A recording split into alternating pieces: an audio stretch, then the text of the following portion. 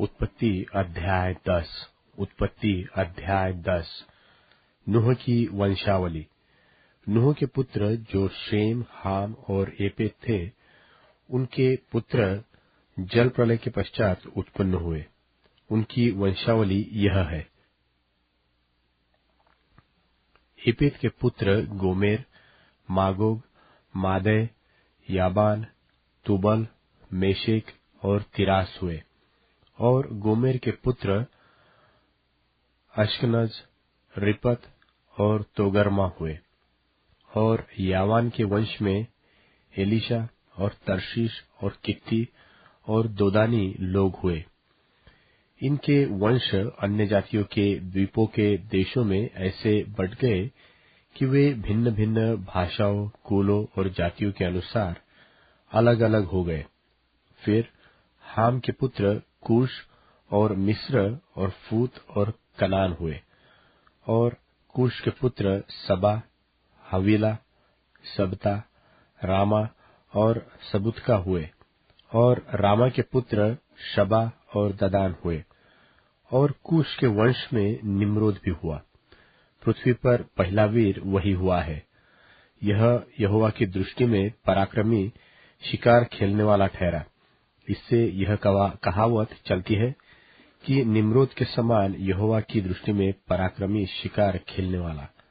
और उसके राज्य का आरंभ शिनार देश में बाबुल और अक्कद और कलने हुआ। उस देश से वह निकलकर अश्शूर को गया और निनवे, रहोबोतीर और कालह को, और निनवे और कालह के बीच जो रेसेन है उसे भी बसाया। बड़ा नगर यही है। और मिस्र के वंश में लूदी, अनामी, लहाबी, नप्तुही और पत्रुसी, कसलुही और कप्तोरी लोग हुए। कसलुहियों में से तो पलिश्ती लोग निकले।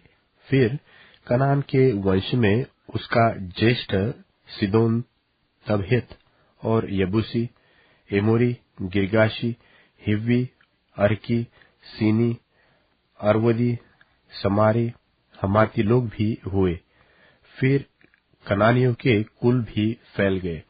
और कनानियों का सिवना सिदोन से लेकर गरार के मार्ग से होकर अज्जा तक, और फिर सदोम और अमोरा और अदमा और सबोइम के मार्ग से होकर लाशा तक हुआ। हाम के वंश में यही हुआ। और ये भिन्न भिन्न कुलों, भाषाओं, देशों और जातियों के अनुसार अलग अलग हो गए। फिर शेम, जो सब एबर वंशियों का मूल पुरुष हुआ और जो एपेत का ज्येष्ठ भाई था, उसके भी पुत्र उत्पन्न हुए।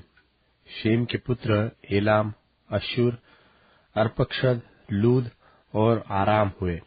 और आराम के पुत्र ऊस, हूल, गेतेर और मश हुए। और अर्पक्षद ने शेलह को, और शेलह ने एबर को जन्म दिया। और एबेर के दो पुत्र उत्पन्न हुए। एक का नाम पेलेग इस कारण रखा गया कि उसके दिनों में पृथ्वी बढ़ गई। और उसके भाई का नाम योक्तान है।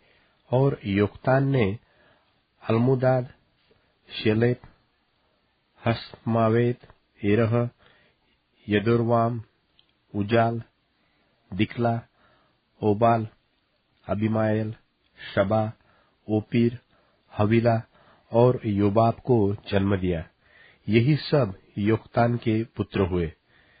इनके रहने का स्थान मेशा से लेकर सपारा, जो पूर्व में एक पहाड़ है, उसके मार्ग तक हुआ। शेम के पुत्र यही हुए। और ये भिन्न भिन्न कुलों, भाषाओं, देशों और जातियों के अनुसार अलग अलग हो गए।